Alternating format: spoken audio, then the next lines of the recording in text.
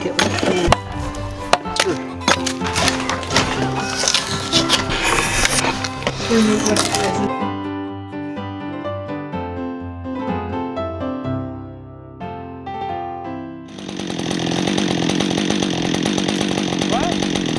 What you up to? Cutting some firewood, but we found an ash that'll be good for pull handles. Cool.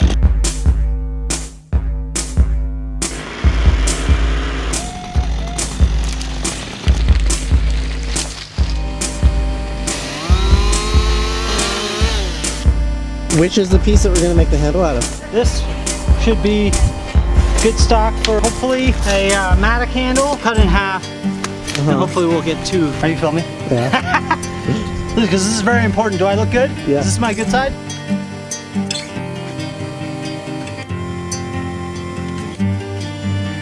So this is the head of the tool we're going to put it on? Yeah, figure you got a Mattock handle somewhere in there. I'm gonna cut it square. I have to decide, sighting down the length of it, what is gonna be the orientation I want. So I'm just gonna basically score it.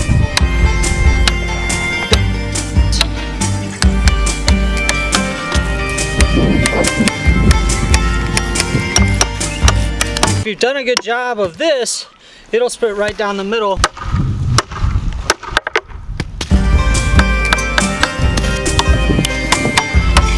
Yeah, and you can hear it's starting to sound more like two boards. Yeah. Kinda. Okay, be right there. Lunch ready? Is that the lunch rooster?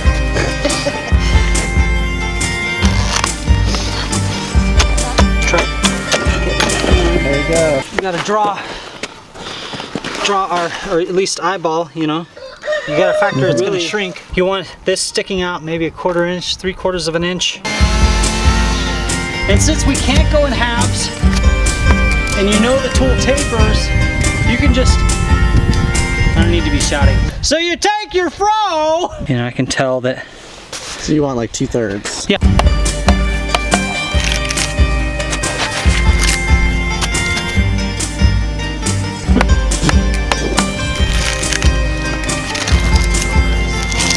So that's our piece. That is our stock. So now, where you take and make successive strikes.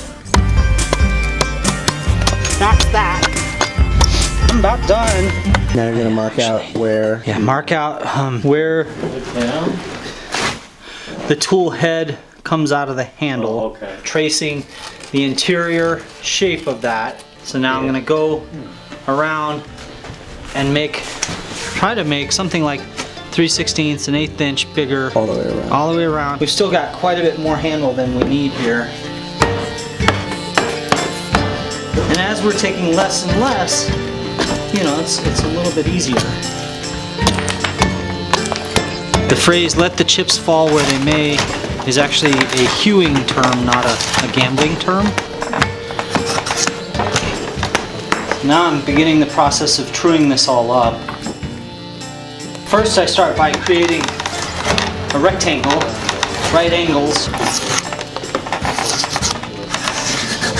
and then I can make that a reference for shaping it all the way down the length of it.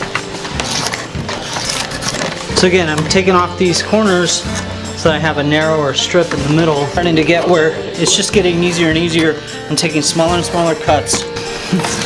It's just wood. Very skilled. These tools are very sharp, so be careful.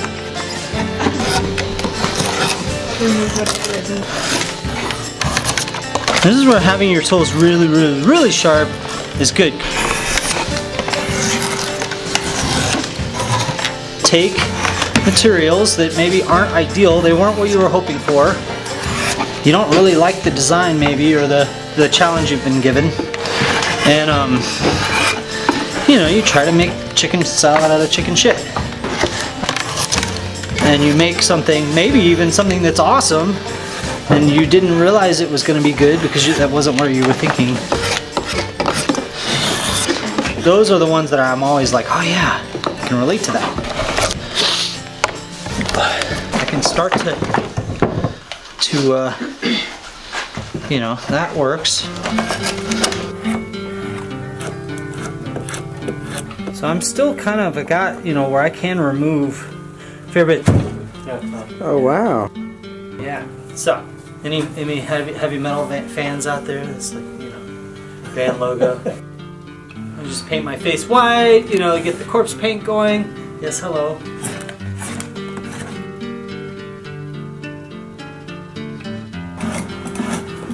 This morning it was a tree. Yep, it was alive. I guess it's kind of still alive. I bet there's still living cells in there. I'm gonna start to pay much more attention to this eye. See the eye shape? So that's what you're carving out. Exactly. Quite a ways still. I can't stick around for 2 or 3 weeks. We could leave this by the stove and get it really good and dry. It's gonna shrink more in this plane than this plane.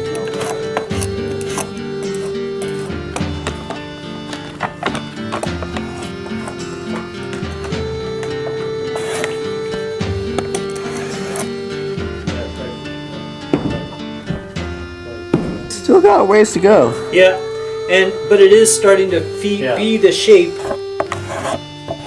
I want to start getting where I'm making it thinner so I can get it on there to make sure that I don't actually know how much it's going to shrink. And then I'll test them again. So what are you doing here? Putting the graphite on the inside of this tool head so that when we go to fit it onto the handle, we see where it's touching and where it's not.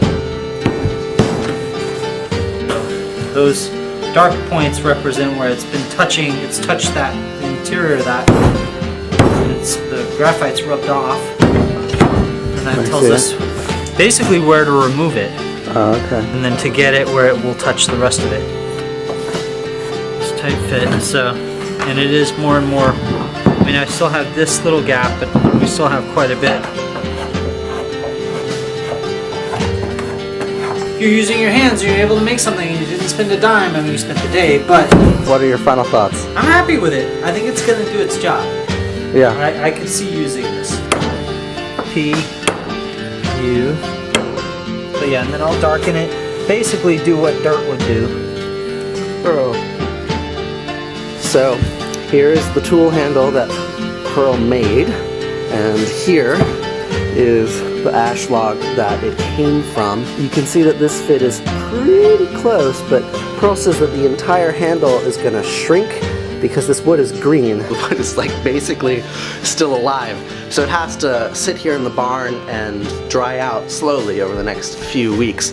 And eventually one day, Purl will come back and fit this up. This will shrink down some amount, and then Purl will trim it smaller, and then the whole thing will be nice and flush, and we will have a totally handmade garden tool.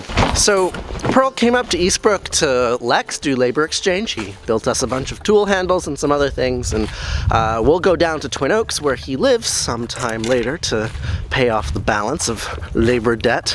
Purl, he does a lot of photography when he's down at Twin Oaks, and he'll be posting on our Facebook page pretty often in the coming weeks and months. So if you want to see more of his stuff and his very funny way of looking at the world, hit that like button and you'll get more content made from communards coming your way. And of course, all of it is made possible by our amazing patrons on Patreon. Thank you so much for making it all possible. Hey Mama, you don't want to be in there? You don't want to be in the thing? Oh, and there's a chamomile. Ah, chamomile.